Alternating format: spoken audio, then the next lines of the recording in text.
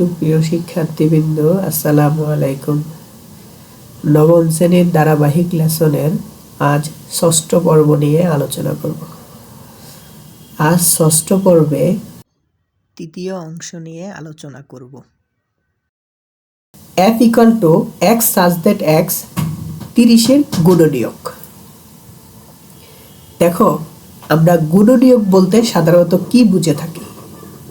শিক্ষার্থীবৃন্দ, গুণনীয়ক বলতে বুঝে থাকি 30কে কতভাবে ভাগ করা যাবে। শিক্ষার্থীবৃন্দ, আমরা যদি লক্ষ্য করি আমরা 30কে কতভাবে ভাগ করতে পারি। শিক্ষার্থীবৃন্দ, এখানে দেখো, একটু লক্ষ্য করলেই বোঝা যায় এই 30কে আমরা সাধারণত এই কয় ভাগে ভাগ করতে পারি। দেখো, স্ক্রিনের দিকে তোমরা যদি একটু লক্ষ্য করো, দেখো শিক্ষার্থীবৃন্দ, 30কে আমরা এই কয় ভাগে সাধারণত ভাগ করতে পারি। তাহলে 30-এর গুণনীয়কের যে অংশটুকু, সেই অংশটুকু আমরা এখানে লিখে দিয়েছি। দেখো, তোমরা যদি একটু লক্ষ্য করো বুঝতে পারবা। দেখো, 1 গুণ 30 যদি দেওয়া হয় তাহলে ইকুয়াল টু 30 পাবো। 2 গুণ 15 যদি দেওয়া থাকে তাহলে আমরা কত পাবো? 30 পাবো। 3 গুণ 10 যদি দেওয়া থাকে তাহলে আমরা 30 পাবো। 5 এবং 6 যদি গুণাকারে দেওয়া থাকে তাও আমরা 30 পাবো। শিক্ষার্থীবৃন্দ, আমরা সেটটিকে ইউ আকারে কল্পনা করে নিব। শিক্ষার্থীবৃন্দ, সেটটিকে আমরা প্রথমত এগুলোকে আমরা গুণনীয়ক আকারে লিখে নিব। দেখো, 1 থেকে 5 পর্যন্ত আমরা এখানে গুণনীয়ক আকারে লিখে নিয়েছি। পরবর্তীতে 6 থেকে 30 পর্যন্ত, অর্থাৎ এখান থেকে ইউ আকারে এদিকে, এখান থেকে ইউ আকারে এদিকে। শিক্ষার্থীবৃন্দ, আবার লক্ষ্য করো, ইউ আকারে বলেছি আমি। তাহলে 1 2 3 5 6 10 15 30। দেখো, আমরা এখানে এভাবে লিখে নিয়েছি। পরবর্তীকালে দেখো, 30-এর গুণনীয়কের সেট আমাকে লিখতে বলেছে, আর 30-এর গুণনীয়কের সেটটিকে আমরা সাধারণত f দ্বারা প্রকাশ করেছি। শিক্ষার্থীবৃন্দ, লক্ষ্য করো, 30-এর গুণনীয়কের সেটকে আমরা f দ্বারা প্রকাশ করেছি। তাহলে f দ্বারা যদি প্রকাশ করি তাহলে f equal to second bracket দিতে হবে, বাকি সবগুলোকে কমা আকারে লিখতে হবে, লিখে সেকেন্ড ব্র্যাকেট ক্লোজ করতে হবে। আশা করি শিক্ষার্থীবৃন্দ তোমরা বুঝতে পেরেছ। পরবর্তী প্রশ্নে যাই। ঘ নাম্বারে দেখো, g equal to x such that x ধনাত্মক পূর্ণ সংখ্যা এবং x স্কোয়ার 17 থেকে ছোট, অর্থাৎ 17 থেকে ছোট x স্কোয়ারের মান বলা হচ্ছে, আবার ধনাত্মক পূর্ণ সংখ্যা। শিক্ষার্থীবৃন্দ, এখানে আমরা মাইনাসের কোনো মান নিতে পারবো না।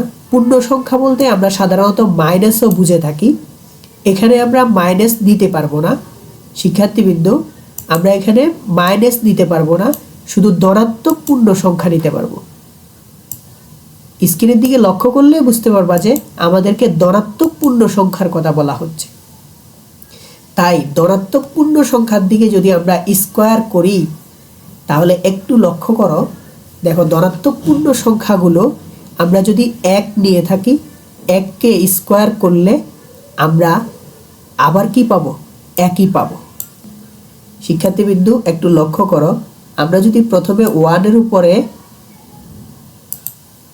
স্কোয়ার করি তাহলে পাবো 1, আর 2-এর উপরে যদি স্কোয়ার করি তাহলে পাবো 4, 3-এর উপরে যদি স্কোয়ার করি তাহলে পাবো 9, 4-এর উপরে যদি স্কোয়ার করি তাহলে পাবো হলো 16। আমরা আর সামনের দিকে নিব না, কেননা 5-এর উপরে স্কোয়ার করলে আমাদের কন্ডিশনের বাইরে চলে যাবে 25। আমাদের এখানে 17 পর্যন্ত আছে। শিক্ষার্থীবৃন্দ, আমাদের এখানে 17 পর্যন্ত আছে, তাই আমরা আর নিব না। তাহলে এই সংখ্যাগুলো দেখো, এখানে 1 4 9 16, এই সংখ্যাগুলো আমরা এখানে লিপিবদ্ধ করেছি। দেখো, এটাই হবে আমাদের সেট। আশা করি বুঝতে পেরেছ। পরের প্রশ্নের দিকে তোমরা যদি যাও, দেখো, পরের প্রশ্নটি লক্ষ্য করো। ঘ নাম্বার সেটা নিয়ে আলোচনা করব। শিক্ষার্থীবৃন্দ দেখো, এখানে দেওয়া আছে হলো x such that x² plus 3x plus 2 equal to 0। এটিকে আমরা তালিকা পদ্ধতিতে আলোচনা করব। দেখো, এটি গঠন পদ্ধতিতে দেওয়া। শিক্ষার্থীবৃন্দ এখানে লক্ষ্য করলে দেখতে পারবা যে এটি গঠন পদ্ধতিতে দেওয়া। দেখো, এখানে গঠন পদ্ধতিতে লেখা আছে। এবার দেখো, এটিকে আমরা কিভাবে সহজে সমাধান করব। একটু লক্ষ্য করো স্ক্রিনের দিকে। আমরা প্রথমত প্রশ্নটি লিখে নিয়েছি, এটি আমাদের কোশ্চেন। তাহলে এই কোশ্চেনটিকে আমরা যদি একটু লক্ষ্য করি, তাহলে কোশ্চেনটিকে আমরা সবুজ কালার করে দিচ্ছি। দেখো, এটি হলো কোশ্চেন। তাহলে এরপরে দেখো, উত্তরের দিকে তোমরা যদি একটু লক্ষ্য করো, দেখো এখানকার এই অংশটুকুকে, অর্থাৎ এই অংশটুকু নিয়ে আমরা কাজ করব। তাহলে এখানকার এই সবুজের মধ্যেও এই অংশটুকুকে আমরা অন্য আরেকটি কালার করে দিচ্ছি। দেখো, লাল কালার করে দিয়েছি। দেখো, এটা নিয়ে আমরা এখানে কাজ শুরু করেছি। দেখো, আমরা কি লিখলাম, x² প্লাস 3x এর জায়গায় আমরা 2x লিখলাম।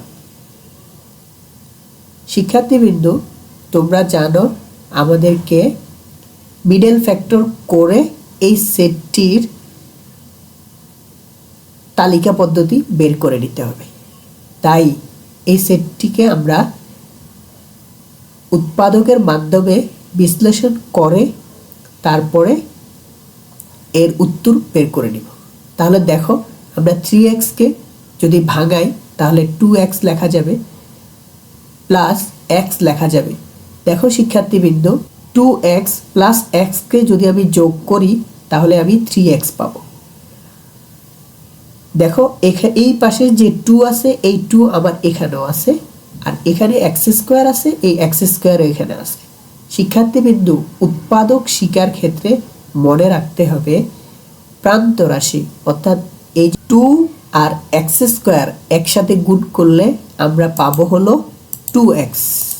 x² লিখেছি, 3x কে 2x প্লাসের x লিখেছি, এই দুইটাকে যোগ করলে আমরা আবার 3x পাবো। পরে 2 আছে, এই 2টিকে আমরা লিখছি। দেখো শিক্ষার্থীবৃন্দ, প্রান্ত রাশি অর্থাৎ এই 2 এবং x² কে গুণ করলে যেটি পাবো, আমাদের মধ্য রাশিকে গুণ করলেও তা আমাদের পেতে হবে।